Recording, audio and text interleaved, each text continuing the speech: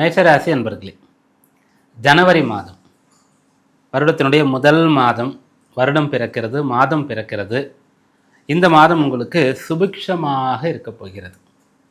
மிக முக்கியமாக ஜனவரி மாதத்தில் மேஷராசி அன்பர்களுக்கு கிடைக்கக்கூடிய பலன்கள் என்னென்னா, வேலை இல்லாதவர்களுக்கு வேலை கிடைக்கும். உத்தியோகம்னு சொல்லக்கூடிய அம்சம் இந்த மாதத்தில் மிகச்சிறப்பாக உங்களுக்கு அமைகிறது. அந்த ஜீவன பாவம்னு சொல்லக்கூடியது, அந்த இடத்துல எந்த கிரகம் இருக்கணுமோ அந்த கிரகம் இருக்கிறது. அதனால் உத்தியோக அபிவிருத்தின்னு சொல்லக்கூடியதை பிரதானமான பலனாக மேஷராசி என்பவர்களுக்கு சொல்லலாம். அது மட்டும் இல்லாமல் அதை வலுப்படுத்தும் விதமாக காலபுருஷ தத்துவத்தின்படி அந்த ஜீவன பாவத்தில் ஒரு கிரகம் உச்சமாகும்.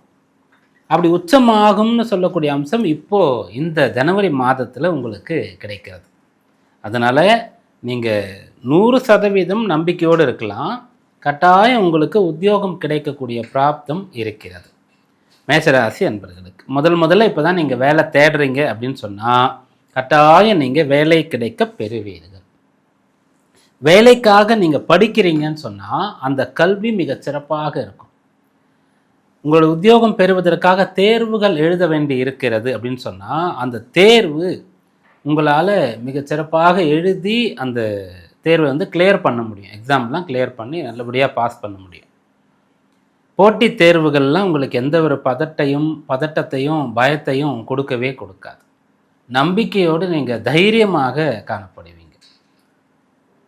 இந்த ஜனவரி மாதத்தில் வேலை கிடைக்கக்கூடியவர்களில் எவ்வளோ பேருக்கு வேலை கிடைச்சது, அவங்களுடைய டேட் ஆஃப் பர்த் கட்டாயம் இருக்கும் இல்லையா, வேலை கொடுக்குறோம் அப்படின்னு சொன்னால் அதில் இருந்து எடுத்து பார்க்கும்போது மேஷராசியில் இருக்கக்கூடியவங்களுக்கு தான் நிறைய வேலை கிடைச்சிருக்கும் அப்படின்றத ஆணித்தரமாக சொல்ல முடியும்.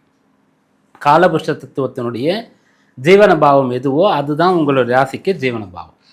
அந்த இடத்துல சூரியன் வர்றது ரொம்ப விசேஷமான பலம். அதனால் உத்தியோகத்திற்கான வாய்ப்புன்றதை நம்ம சொல்கிறோம். ரெண்டாவது, அந்த இடத்துல செவ்வாய்னு சொல்லக்கூடிய ஒரு உச்சம் அடைகிறார். செவ்வாய் யார் அப்படின்னு கேட்டால் உங்கள் ராசிக்கு அதிபதி. ராசியாதிபதியாக இருக்கக்கூடியவர் 10ஆம் இடத்துல உச்சபலம் பெறுகின்றார். அப்படின்றதுனால வேலை அப்படின்போது இன்னும் ஒரு டிக் போட்டுக்கலாம். அதன் பிறகு அந்த இடத்துல புதன், சுக்கிரன் இந்த கிரகங்களும் சேரப்போகிறார்கள்.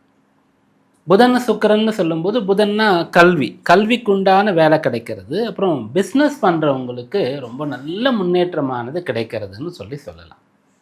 புதனை வணிக கிரகம் அப்படின்னு நம்ம சொல்லுவோம்.